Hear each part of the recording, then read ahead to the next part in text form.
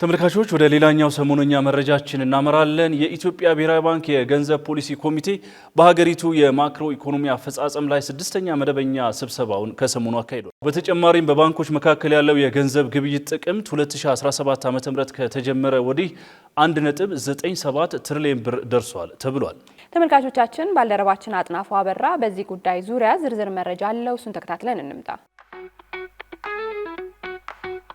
የኢትዮጵያ ብሔራዊ ባንክ የገንዘብ ፖሊሲ ኮሚቴ ስድስተኛ ስብሰባውን ማካሄዱን አስታውቋል። በዚህም የቡና የቅባት እህሎችና የጥራጥሬ ምርቶች መጠን እንዲሁም የጥሬ ዕቃ ገቢ ንግድ ካለፈው ዓመት ጋር ሲነጻጸር ቅናሽ ማሳየቱን ከባንኩ ኮሚቴ ሪፖርት ላይ ተመልክተናል። ኮሚቴው የሀገር ውስጥ የኢኮኖሚ እድገት ተጠናክሮ እንደቀጠለና በ2017 በጀት ዓመትም አጠቃላይ ኢኮኖሚ ባለፉት 8 ዓመታት ከተመዘገበው የ7.5 በመቶ አማካይ እድገት ከፍ ያለ የ9.2 በመቶ እድገት ማስመዝገብ መቻሉን የተናገረው ኮሚቴው የኢትዮጵያ ብሔራዊ ባንክ የኢኮኖሚ እንቅስቃሴ አመለካቾች በ2018 በጀት ዓመት የተጠናከረ ኢኮኖሚ እድገት እንደሚኖር ያመለክታል ብሏል።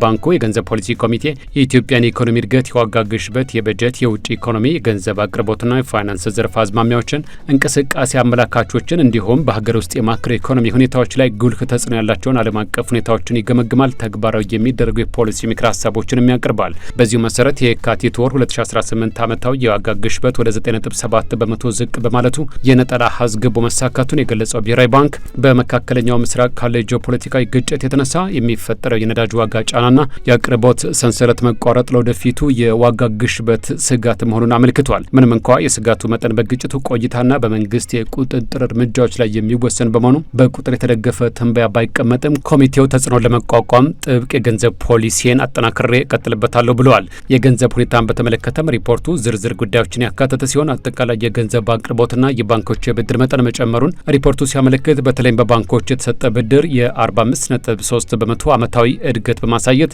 ለገንዘብ አቅርቦቱ መጨመር ዋና ምክንያት ሆኗል። በአንጻሩ የመሰረታዊ ገንዘብ እድገት መጠነኛ ቅናሽ አሳይቷል ነው የተባለው።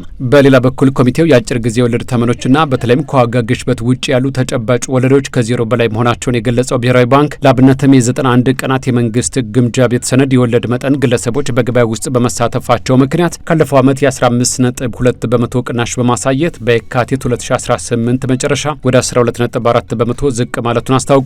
በተጨማሪም በባንኮች መካከል የሚካሄደው የገንዘብ ገበያ ዝውውር ከፍተኛ እድገት እያሳየ የመጣ ሲሆን ጥቅምት 2017 ከተጀመረበት ጊዜ አንስቶ እስካሁን ድረስ በጠቅላላው 1.97 ትሪሊዮን ብር መድረሱን ሪፖርቱ በዝርዝር አመልክቷል። እንዲሁም የባንክ ዘርፉ ዝቅተኛ የተበላሸ ብድርና በቂ ካፒታል ያለው በመሆኑ ጤናማና የተረጋጋ እንደሆነ በኮሚቴው የተገመገመ ሲሆን በአንዳንድ የግል ባንኮች ዘንድ በተወሰነ መልኩ የጥሬ ገንዘብ እጥረት እንዳለ መረዳቱን ኮሚቴው አስታውቋል። ይሁን እንጂ ባንክ ለባንክ የገንዘብ ገበያ ቋሚ የብድር አገልግሎት ለጥሬ ገንዘብ ችግሮች በመፍትሄነት እያገዘ እንደሚገኝ በሪፖርቱ ተጠቁሟል። ኮሚቴው የውጭ ኢኮኖሚ ዘርፉ ላይም ግምገማ ማካሄዱን በሪፖርቱ አመልክቶ የውጭ ኢኮኖሚ ዘርፉ አስተማማኝ ሁኔታ ላይ እንዳለ እንደሚጠቁም ተገንዝቤያለሁ ብለዋል። በመጨረሻም የኢትዮጵያ ብሔራዊ ባንክ የገንዘብ ፖሊሲ ኮሚቴ ዋጋ ግሽበትን በነጠላ አሃዝ ለመገደብ የያዘውን ግብ ለማሳካት ጥብቅ የገንዘብ ፖሊሲውን አጠናክሮ ለመቀጠል የወሰነ ሲሆን የባንኮች የብድር እድገት ገደብ ባሉበት እንዲቀጥሉ መወሰኑን ገልጿል። ሆኖም በመካከለኛው ምስራቅ ካለው ግጭት ጋር ተያይዞ ሊመጡ የሚችሉ ዓለም አቀፍ የኢኮኖሚ ተለዋዋጭነቶች በሀገር ውስጥ ኢኮኖሚ ላይ ሊያስከትሉ የሚችሉትን ተጽዕኖ ለመከላከል ሁኔታዎችን በጥንቃቄ መከታተል እንደሚያስፈልግ አጽንኦት ሰጥቶበታል የኢትዮጵያ ብሔራዊ ባንክ የገንዘብ ፖሊሲ ኮሚቴ።